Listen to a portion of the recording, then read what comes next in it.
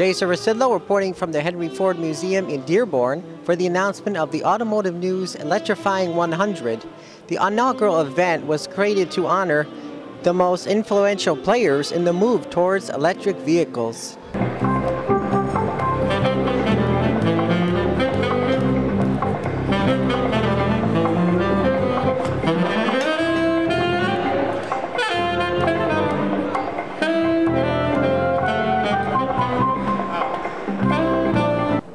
There is no doubt that there is a revolution going on in the car business. And tonight and tomorrow we're going to get a little taste of that. Tonight we're going to honor those people that are playing a very important part in this interesting motivation. I have to tell you, in closing, that I am so convinced about the future that I've gone out and I bought an electric car. Now, before I get too excited, I got to admit, it's a 1919 electric car made in Cleveland, Ohio. And in fact, for those of you that are out in tomorrow at the seminar, you'll see it, it'll be on display. So, without further ado, let's start the show, and please let me introduce the publisher of Automotive News, Peter Brown.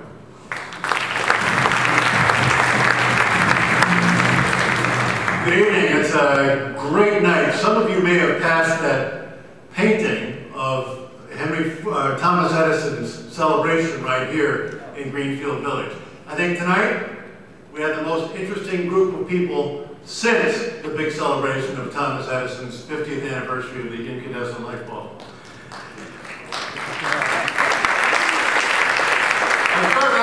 Let's step on the gas and get this in high gear. Then I went, no, we need some new metaphors now. But it's a great night here. Tonight we're honoring the most influential people leading the global transformation of the automobile to an electrified fleet. As Keith said, it's happening. There's some questions on timing. It's certainly happening in real world. Some of the people in the Electrifying 100 are very famous, like Carlos Ghosn. Some are little known outside a small circle. Some are visionaries and business people like Henrik Fisker. Others come from large established companies like Nancy Joya at Ford. They're business people, engineers, advocates, activists, venture capitalists, and politicians. These are some of the most influential people leading the automotive industry toward a more electric-powered future of hybrids and electric vehicles, and we are extremely excited at Automotive News to honor them tonight.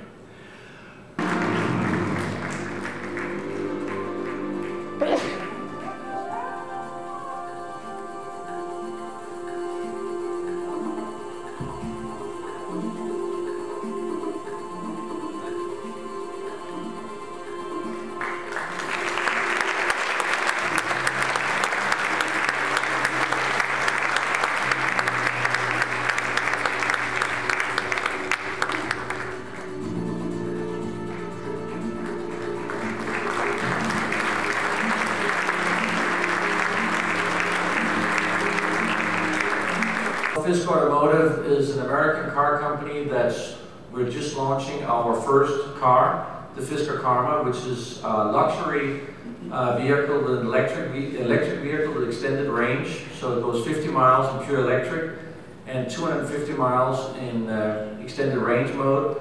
So a total range of 300 miles. But it is a high performance car. It has 400 horsepower and can do 125 miles an hour. So we really have a car with no compromise in this luxury segment. It's about $100,000. We chose to go into this segment because we are venture funded and they need us to make money right away.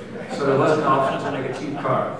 A little bit about Fisker Automotive as a startup. I came from a background in the car industry with BMW, Ford, and Aston Martin, so it was quite a difference to go out and start a brand new car company. And to be quite honest, I was one of those guys that when I was in a big car company saying it's impossible to start a new car company. But I think we're in the midst of a huge change, probably the biggest change in the car industry that's going to happen in the next couple of years. And starting this company obviously demanded more change than just the powertrain.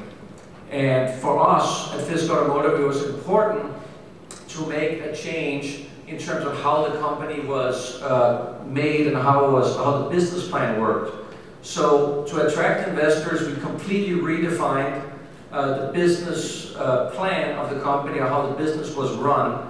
Extremely low overhead, getting fairly quick to profit, working in a different way together with our suppliers, very closely in a partnership.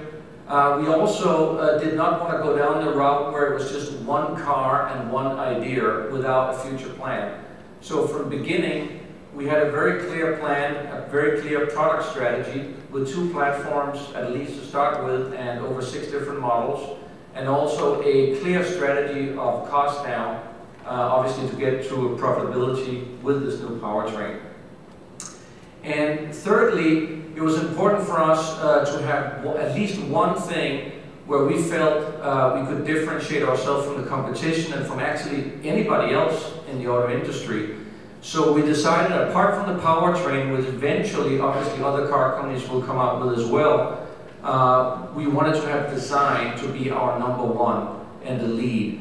And to do that, to make sure that we could show our investors how we did it, and also make sure we could stay ahead, we decided to actually go in and completely change what would be the average rules in the car industry. And I think everybody that works in the car industry knows that there is a lot of sort of self-imposed rules, or things we simply have come to accept as the norm when we design or develop a car. And we have purposely went in and changed those. Anything from how you get in and out of a car, how big is the trunk supposed to be, where's the H point, etc., etc. And that allowed us to radically change the proportion of a four-door sedan and the look of that car. So this was an important part that we felt, for at least our market, that we could stay ahead. Now, all this, of course, takes money. So as great as a partnership we might have with our suppliers, they still want to ultimately get paid, unfortunately. And we had to pay a lot of them up front, being a new startup company, because, of course, they weren't sure they were going to be around for that long, especially not when you start up. So raising money was something that, of course, is a complete new experience and extremely difficult. It's not something that when you work in any big automotive company, you really pay any attention to. Even if you go over budget, at most companies, somehow you can continue working and explain that overrun later. In a startup company, however, if you go over budget, there's not much to explain other than you basically close down the company. So it's a lot tougher situation you're in. So what we had to develop, and what is really difficult, is that you start with an idea and you raise money without actually having a product. So there's a few risk takers obviously putting in money in it, but you then have to start developing and hit your milestones to get the next round of funding. And it is very, very difficult, believe me, to go out to venture capitalists and explain why you need hundreds and hundreds of millions of dollars to make a car that you can buy for $100,000. Very few people understand that.